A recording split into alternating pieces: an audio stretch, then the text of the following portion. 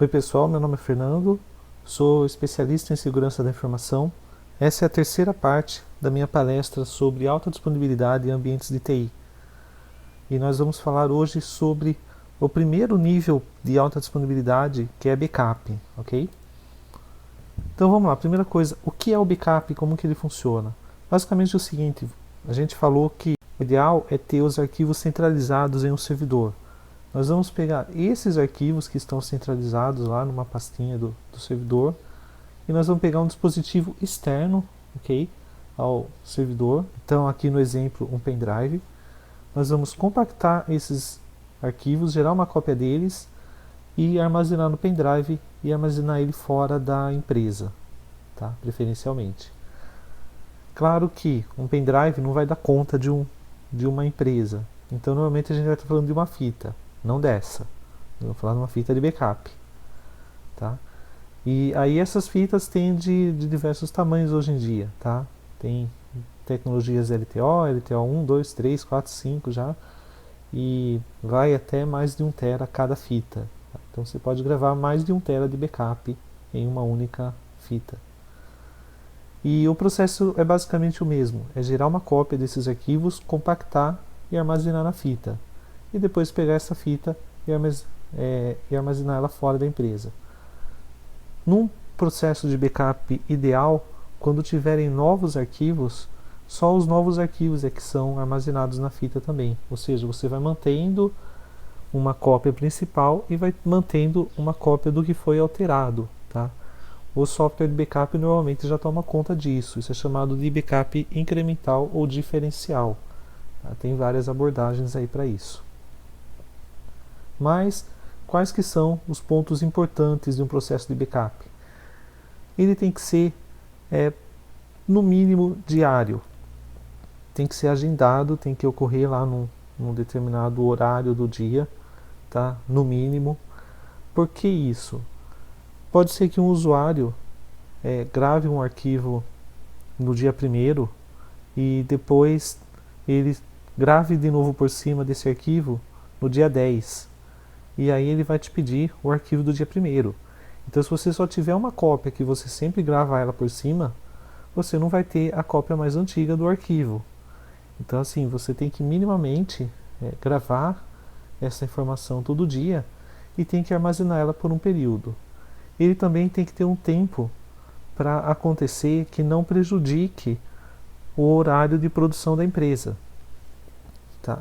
Então assim, o que a gente chama de janela de backup, que é o tempo que o backup demora para executar, ele não pode prejudicar as operações normais da empresa. Também você tem que armazenar uma certa quantidade de fitas para poder ter justamente essas diversas cópias do mesmo arquivo, mesmo quando ele foi modificado, para poder então assim voltar uma determinada data e tudo mais.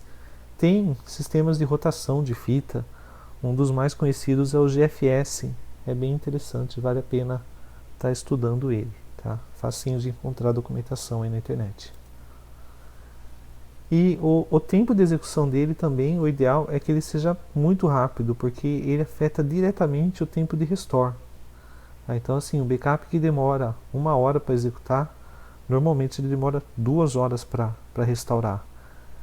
E isso acaba sendo um ponto crítico quando a gente está falando de alta disponibilidade, que é o tempo de recuperação de um backup ou de um sistema. Então vamos entender melhor isso aí, como que acontece a execução de um backup. Nesse nosso exemplo aqui, o backup ele vai começar meia-noite, tá? Vai colocar a fita lá, ele vai iniciar o processo e vai demorar até as 3 horas da manhã. Isso aí é chamado de janela de backup. É o tempo que o backup demora, desde que ele começa até a hora que ele termina. Tá? Aí, nesse nosso exemplo aqui, o sistema continuou trabalhando das 3 às 7 da manhã. 7 horas da manhã o pessoal entrou para trabalhar, entrou o cara da TI e ele guardou essa fita aí lá no cofre anti-incêndio para não ter problema.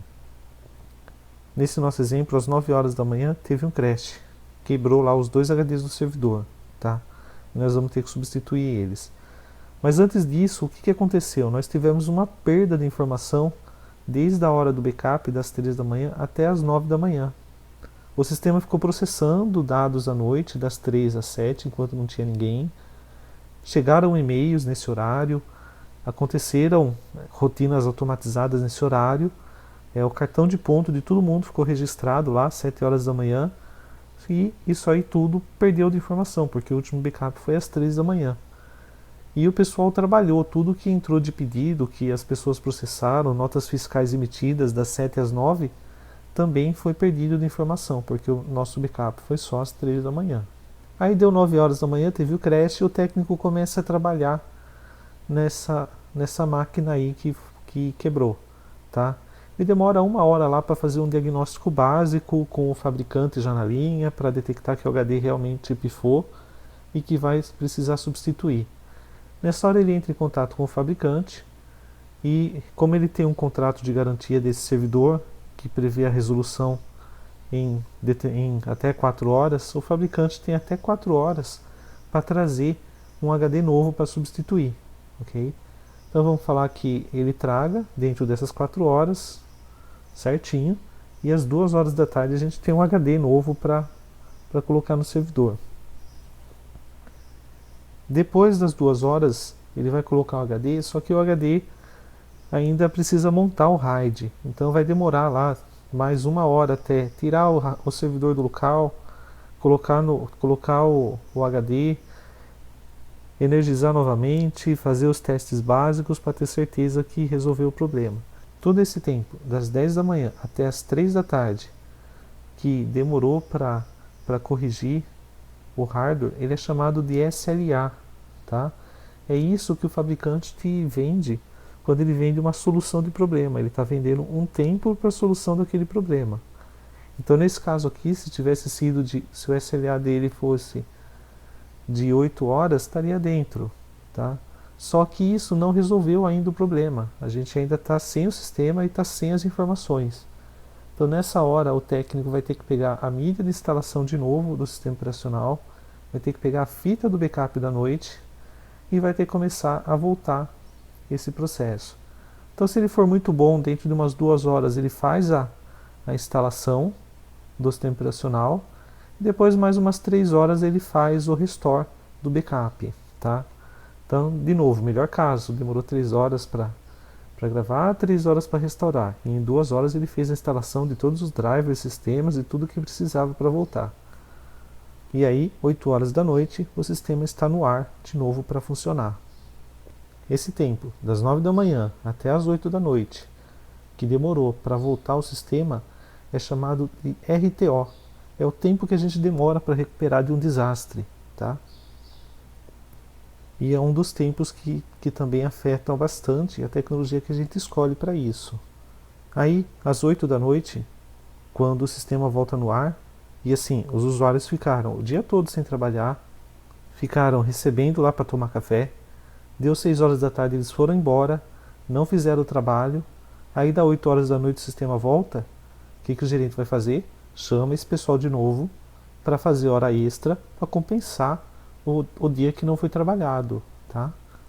E aí o pessoal vai demorar N horas ou até N dias para recuperar esse tempo que ficou sem sistema e o tempo de informação que foi perdida dentro do sistema.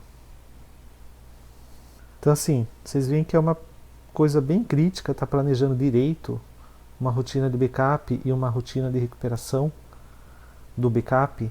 Então, escolher a tecnologia correta para poder ter os tempos menores possíveis. Senão o impacto na empresa é muito grande. E o que a gente sempre fala é que o desafio do backup não é fazer o backup. O desafio é o restore, tá? Fazer a restauração é muito mais complicado do que fazer o backup. Fazer a restauração tem que pensar em N fatores que podem afetar muito mais o ambiente do que pode parecer a princípio. Na próxima parte, então, nós vamos falar sobre redundância de equipamentos e componentes. Até lá!